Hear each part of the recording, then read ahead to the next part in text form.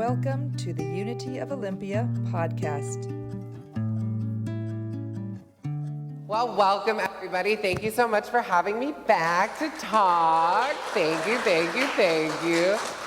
This will be my second talk I've ever given.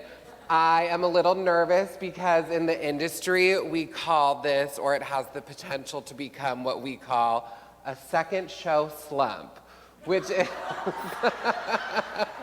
which is where the first time, opening night, there's this energy, there's this magic in the air, there's these nerves, and it all comes together so much more beautifully than you could ever expect, and then it's really challenging recreating that second time. So as always, keep your expectations low and keep your hopes high. Naturally, I got a couple more disclosures. We are gonna get really woo-woo today. How does woo-hoo? Perfect, hallelujah. We are gonna start at the metaphysical, and then it is your job to find the metaphysical of the physical, or find the literal of the metaphysical. This service is gonna be for the girlies who burn incense and love crystals. Yeah. For those who listen to Stevie Nicks, for our tarot and astrology seekers, for the people who love the metaphysical aisle at Barnes & Noble, and for the mystics, both young and old. I invite you to create your own spiritual experiences and start curating your own spiritual vocabulary. As always, take what works for you and leave the rest. We are also going to have a shorter message today, and then we are going to have 2 meditations. So it should be fun, healing, joyful, peaceful, all that wonderful stuff.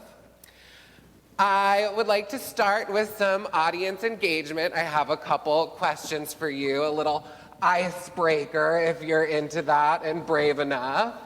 I would like to know your name, your astrological sign, and then what your favorite part of October is, or what your favorite activities to do in October are. I will start. My name is Geoffrey. I am a Capricorn. Yeah. And my favorite part about October is the rain's coming back and Halloween parties. Perfect, I got a volunteer already, hallelujah. My name is Karen, and I'm an Aquarius, and I love the fire trees. Yes. My name is Charlotte. I'm a Leo, and I love that soup season is coming back. Yes. Okay, we're coming. Keep your hands raised. Or I'm Linda, and I'm a Virgo. With a Libra rising. And my favorite part of October is being able to have fire pits because the bans have been lifted, which make me really happy. And baking pumpkin bars. My name is Sue. I'm a Capricorn. Woo! There aren't very many of us in the spiritual world, unfortunately. Because, you know, Capricorns, we step over the bodies to get to the top. But I have a Leo moon, so that makes me wild and fun. Anyway, what was the other thing? Favorite part of October? Oh, I love the crunchy leaves when I walk and to make noise with my feet. Okay, perfect. Carol's gonna take it. Oh, he ruined it. Okay, so my name is Carol. I am a Taurus, born in the metal ox, born on Earth Day. Very strong, grounded person, but I do have Aquarius rising, so. I love the smells of fall. That's my favorite thing. And then Lydia. My name is Lydia, and I'm a Taurus also. Yay. And my favorite is that we still have sun. Yeah. Love the sun. Oh, perfect. I'll get to you, I promise. I'm Dee, and I'm an Aries, but on the cusp with Pisces, so I have a lot of Pisces influence. And my favorite part about October is it's usually the month that we go do a volunteer trip down in Jamaica. So I'm leaving next week. Yeah.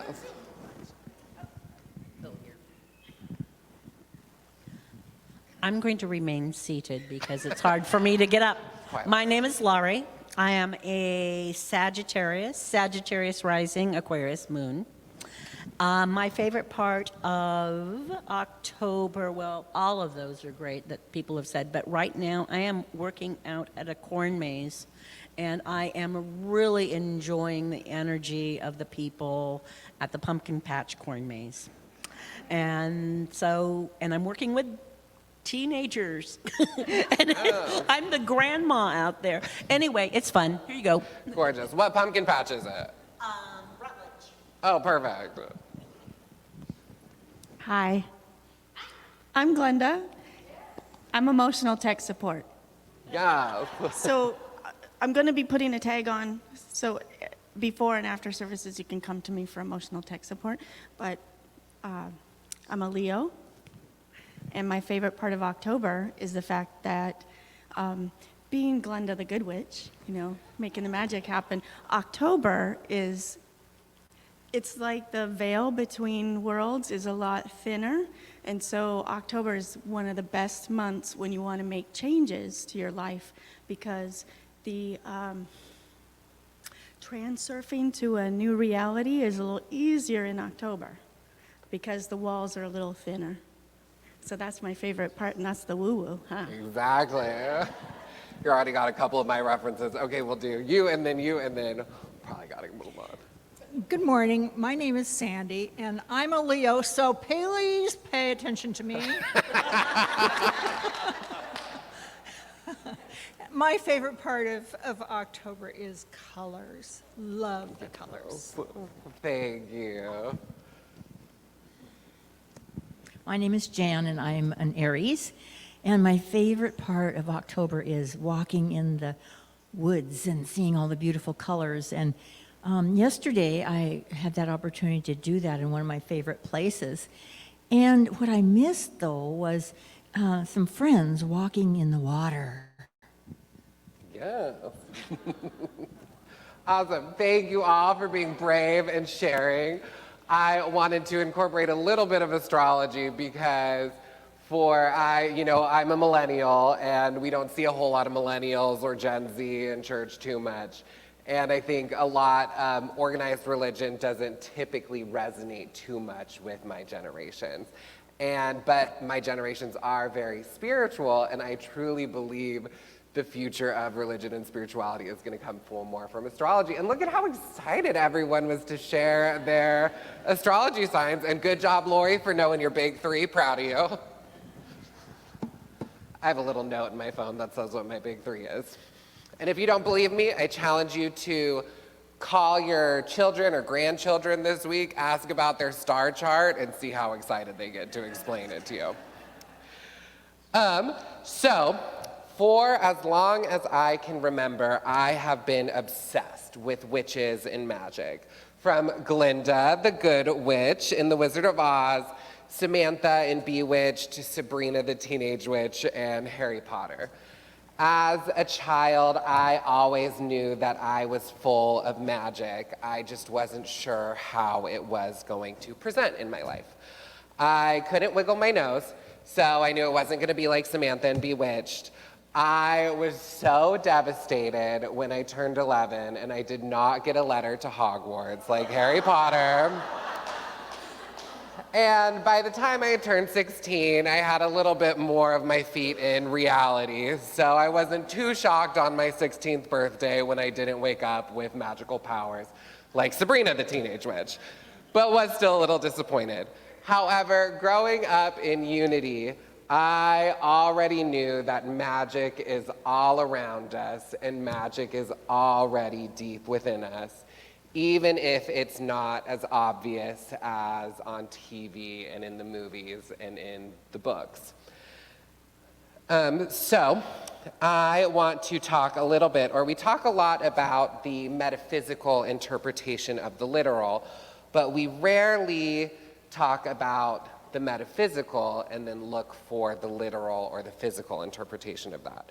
So, does anyone remember what is the first question that Glinda asks Dorothy in The Wizard of Oz? Lori. Precisely. Are you a good witch or a bad witch? Does anyone have any guesses or thoughts of what a literal version of that question could be in today's world? Sorry, can you repeat that? Exactly. She said a good person or a bad person. I thought about it, and in today's world, it resonated with me. Are you a loving Christian or are you a hateful Christian? Do you choose love or do you choose hate? Do you use God, Jesus, and the Bible for separation or do you use it for inclusion? So what is magic? I have a feeling a lot of us probably have gotten a little woo-woo at some point with paganism and all that fun stuff.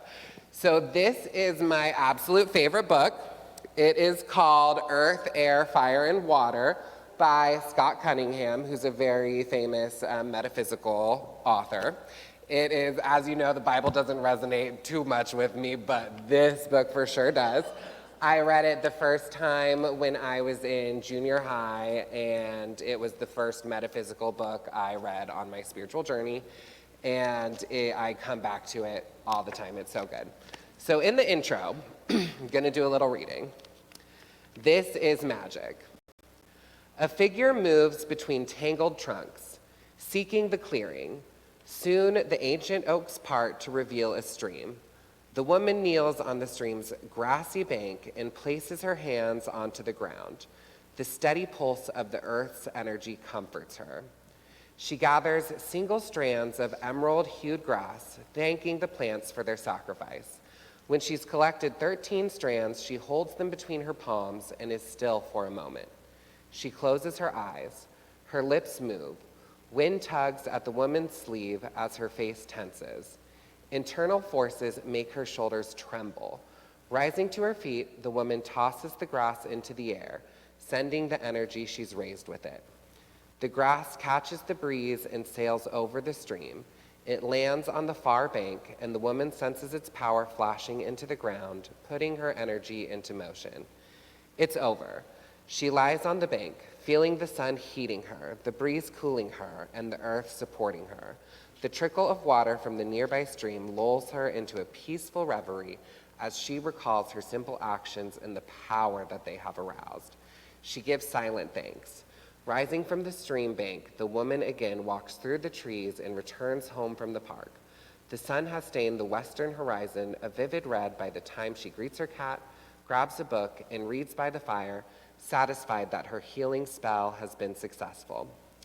This description of a magical ritual might seem strange, but it's the type of magic that lives within this book. Gentle, loving, healing magic. No curses lurk within these pages. No rituals of hatred or jealousy or envy. If this is surprising to you, I'm glad that I'll be your guide into the true realm of magic, for this is real magic, forged with natural energies, charged with love, and sent with the knowledge that positive change will occur. Magic is as natural as the earth, water, fire, and air. Yes, even as natural as a blade of grass. Within its simple rites, many have found answers to life's multitude of challenges. Natural magic, the practice of using the forces of nature coupled with the powers of our minds and bodies, has always been a part of the human experience. It still lives in the midst of the endless prairie, beside a cypress-ringed bayou, in the sizzling desert, within the shadow of skyscrapers. Natural magicians work with earth energy to transform themselves and their lives. This book is a guide to practical, positive magic. Anyone can use these or similar rituals to bring harmony into their lives. In practicing natural magic, we attune with the earth.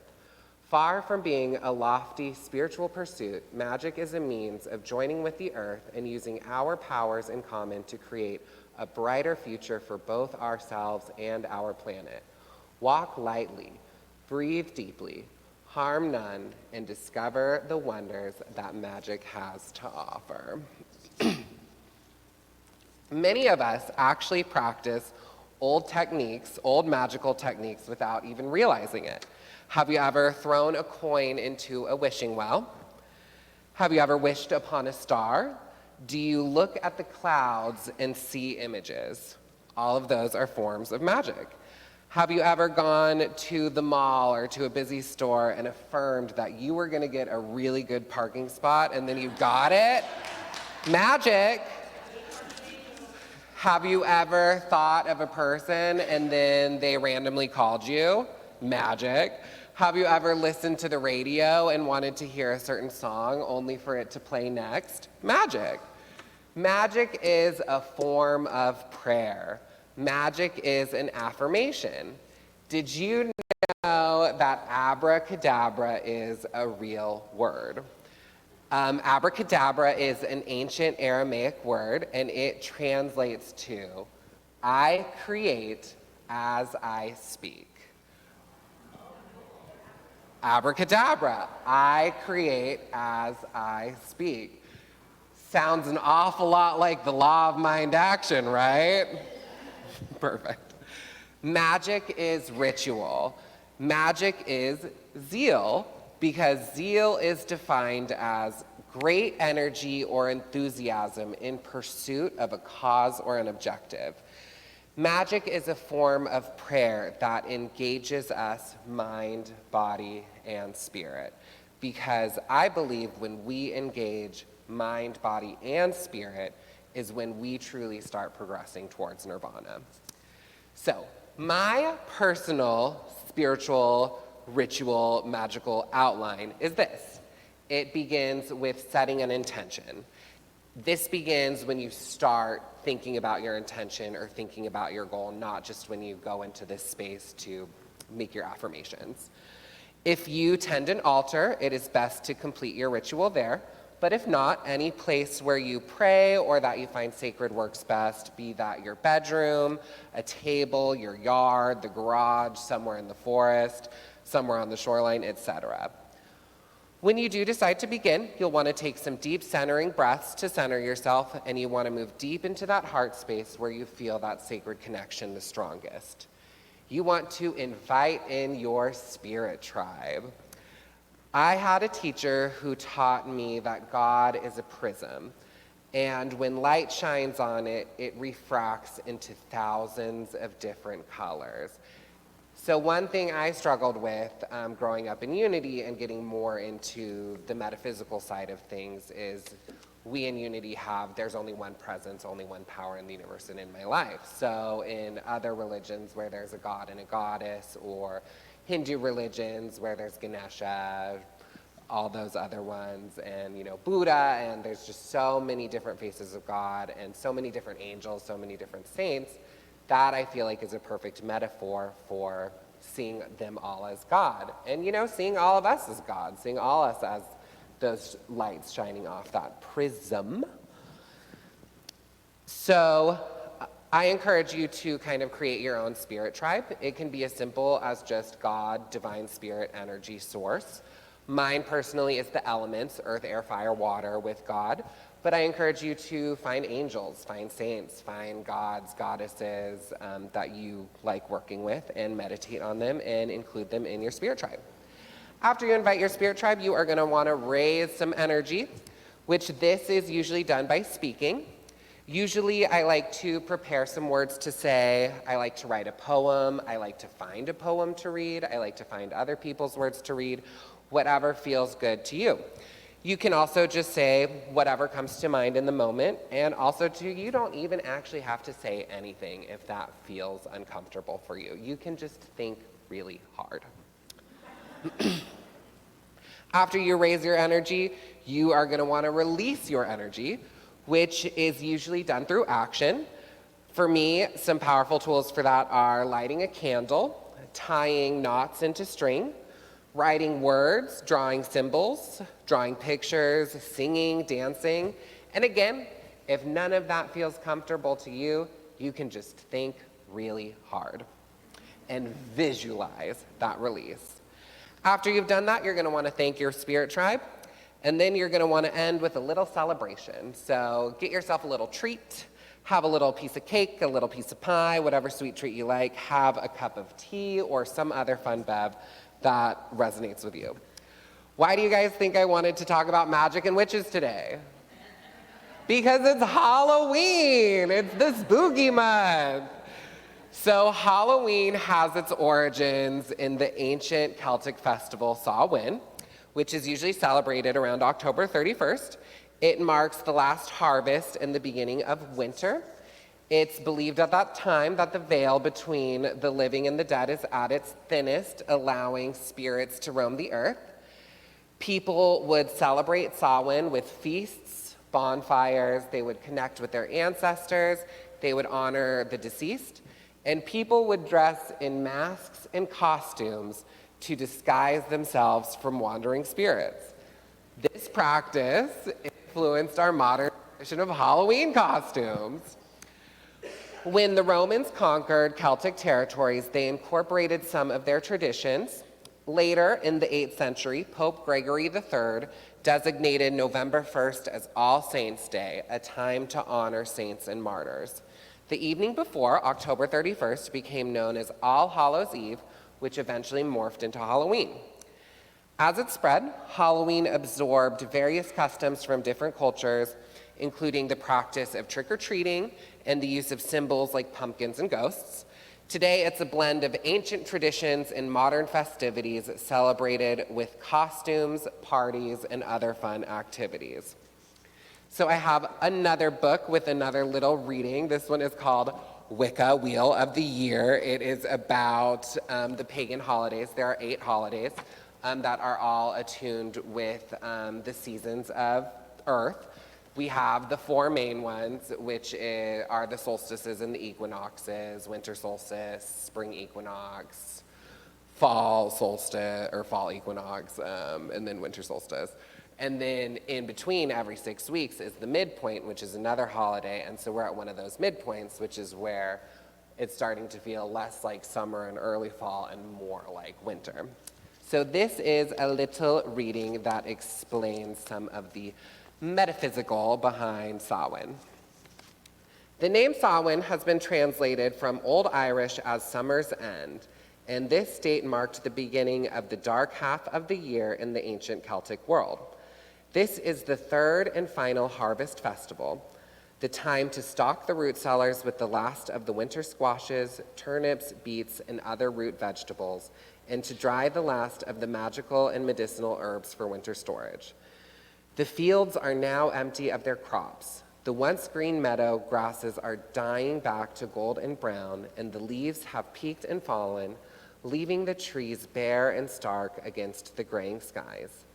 The chill in the air that began with Mabon is now here to stay, and the weakened sun gives barely a passing glance for a few short hours before descending again below the horizon. Indeed, it can seem as if the world is dying at this time. But this feeling is alleviated by the gratitude we express for all the abundance of the past year and the knowledge that the light will return again, as is promised by the wheel.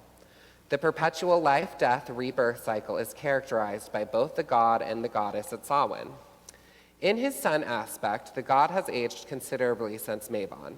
His power is nearly gone, and he descends into the underworld, leaving the earth to the darkness of winter. As the horned god, or the god of the hunt, he is fully matured stag who gives his life so his people can survive the coming barren season. Wiccans say farewell to the god at this Sabbat, thanking him for fulfilling his life-sustaining roles over the past year and expressing faith that he will return reborn at Yule.